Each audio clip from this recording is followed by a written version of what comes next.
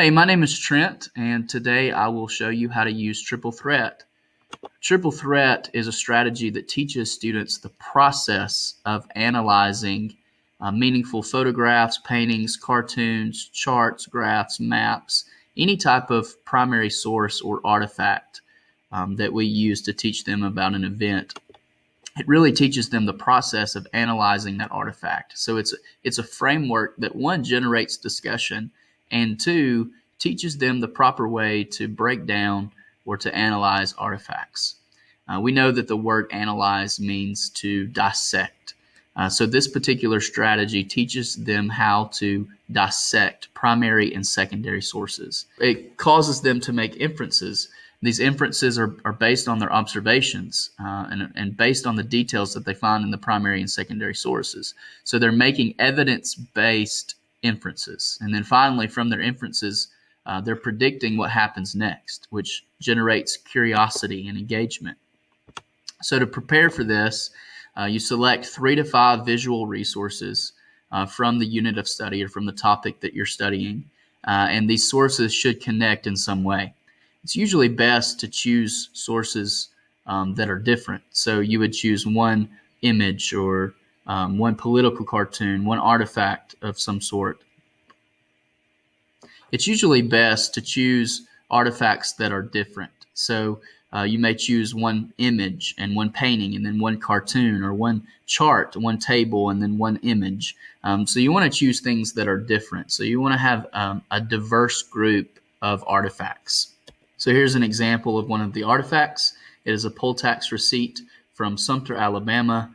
You can see the year and who signed it and the charge for getting to vote. So this is just a brief example of an artifact, of something that you could choose for them to do the triple threat on. The first thing that you should do when teaching the strategy is cover the 3 terms that are in the template. And those 3 terms are observation, inference, prediction. An observation is just simply, what do you see? What do you see in the image? Often students will jump to inference in this. Don't let them jump to inference. They should strictly be telling you and describing to you what they see in the image.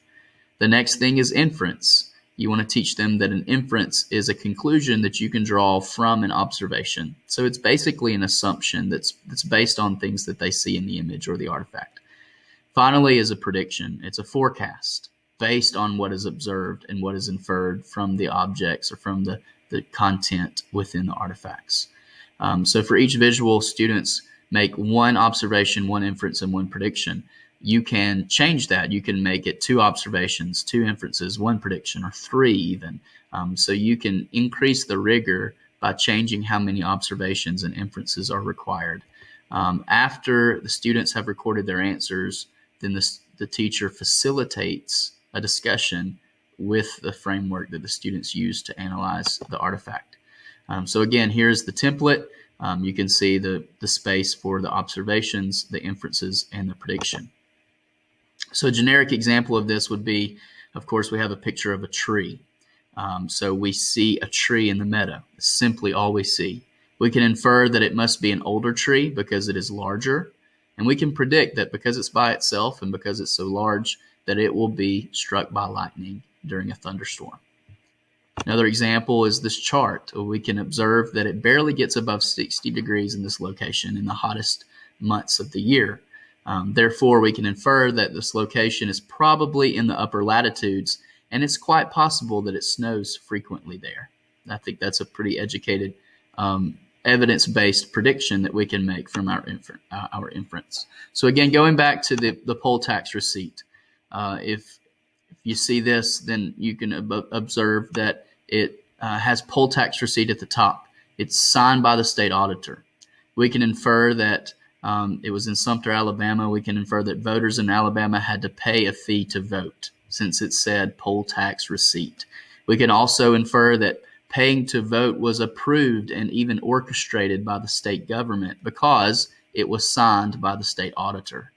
And finally, we can predict that only certain races were charged a fee to vote, and this was a tactic that was used during disenfranchisement to prevent certain races or minorities from voting.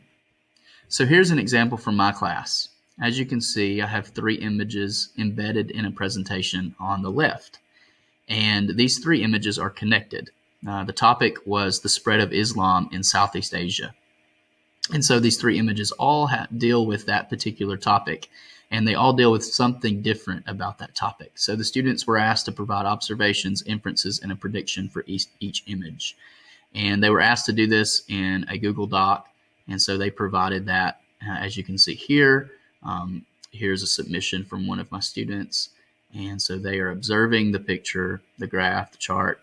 They're making inferences, and then they're making predictions.